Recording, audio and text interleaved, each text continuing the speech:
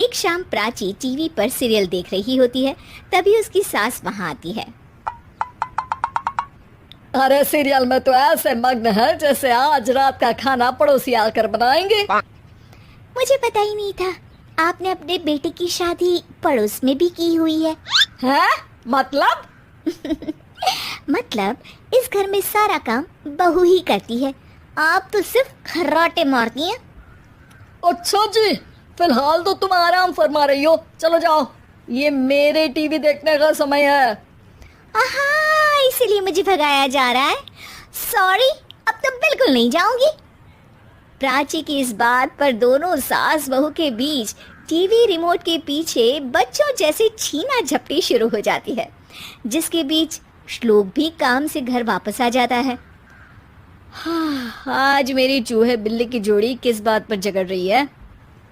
अरे तेरे बीवी मुझे टीवी ही नहीं देखने दे रही। अरे तुम्हारी मम्मी मुझे खाना बनाने के लिए फोर्स कर रही है। अरे वाह, ऐसे बेतुके रीजन पर तो बच्चे भी झगड़ा नहीं करते। अरे मुझे कुछ मत बोल, सब इसने ही शुरू किया है। हाँ हाँ, जैसे आप तो बहुत दूध की धूली है ना। अरे बस, दोनों चुप। प्राची जाओ, खाने की तैयारी करो। और माँ तुम छोड़ो, तुम्हें क्या बोलूं, शांति से अपना सीरियल देखो, मुझे दोबारा लड़ने की आवाज सुनाई नहीं देनी चाहिए। ऐसा बोलकर श्लोक वहां से चला जाता है, जिसके पीछे पीछे प्राची भी कुछ न कुछ बड़बड़ाते हुए रसोई में चली जाती है। हाँ हाँ, सासू जी को तो कुछ बोलेंगे ही नहीं, बस मुझ पर ही हुक्म चलता है, खाना बनाओ, जैसे मैं इनके घर में खाना बनाने के लिए आई हूँ। इसी तरह शाम बीतती है और रात को श्लोक और प्राची की सास खाना खाकर सोने चले जाते हैं, लेकिन प्राची गुस्से में कुछ खाए बिना काम में ही लगी रहती है। इस घर में किसी को घंटा फिक्र नहीं पड़ता, मैं खाऊं या भूखी रहूं। प्राची कुछ देर के लिए रसोई से बाहर जाती है और जैसे ही वापस आती है तो वहां दूध का भरा ग्लास देखकर हैरान रह जाती है। फिक्र पूरी है, बस दिखाना नहीं है। प्राची दूध पीकर सोने चली जाती है और अगली सुबह एक बार फिर सास बहू का कार्टून नेटवर्क स्टार्ट हो जाता है। ये तुमने ही किया है। अरे अजीब जबरदस्ती है, मैं बोल रही हूँ मैंने कुछ नहीं किया। दोनों ने मिलकर पूरे घर को पागल खाना बनाया हुआ है।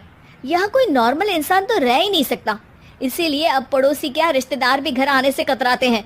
और सुन बेटे, तू भी चंगा, तेरी माँ भी चंगी, तेरी बीवी भी चंगी, रिश्तेदार। हाँ जी, आपको नहीं पता क्या, गंगाधर ही शक्तिमान है, रिश्तेदार ही। हाँ हाँ, बस समझ गया। कभी जानवरों जैसे लड़ेंगी तो कभी जुगलबंदी करेंगी। भाई मैं आप दोनों के बीच में नहीं फंसना चाहता। सास बहू की इस मनमौजी जोड़ी से परेशान होकर श्लोक अपना सिर खुजलाता वहां से चला जाता है। चलो अब मैं भी कीर्तन में जा रही हूँ। इस पर जैसे ही सास कमरे में अपना पर्स लेने जाती है तो वहाँ नाश्ते की प्लेट रखी देख मुस्कुराने लगती है और नाश्ता करके घर से बाहर निकलते हुए कुछ पैसे टेबल पर रख जाती है, जिसके कुछ देर बाद सिलेंडर वाला घर आता है। ओ मुरी मैया, मैं सिलेंडर के बारे में तो बिल्कुल भूल ही गई थी। घर खर्च के सारे पैसे भी मम्मी के पास है और श्लोक से बोला तो उल्टा 4 बात सुनाएंगे।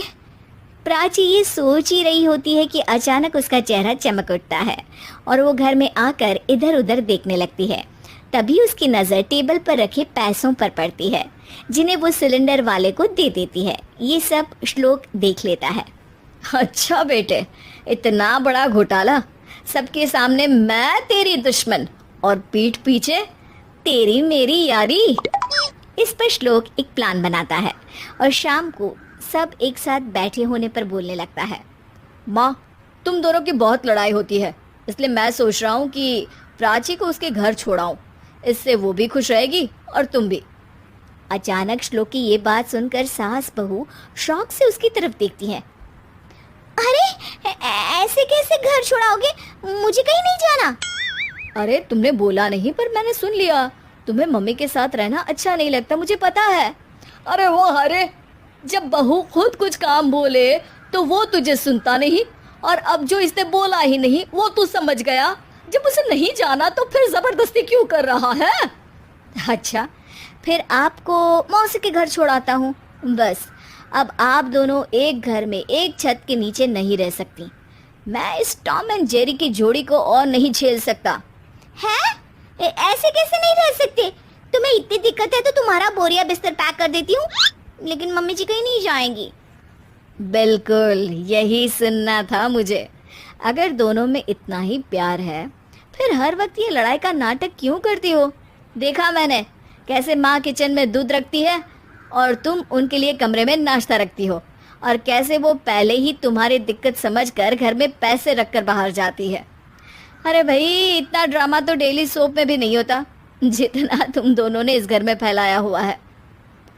तू हमें टॉम एंड जेरी बोलता है ना, तो याद कर वो दोनों भी एक दूसरे को बाहर वालों की बुरी नजर से बचाने के लिए हमेशा सबके सामने लड़ते थे, लेकिन अकेले में दिक्कत के समय मदद भी तो करते थे। बस हमारा रिश्ता भी कुछ ऐसा ही है। और वैसे भी अगर सास बहू में तू मैं नहीं होती तो दुनिया वालों को कहानियाँ कैसे मिलेंगी?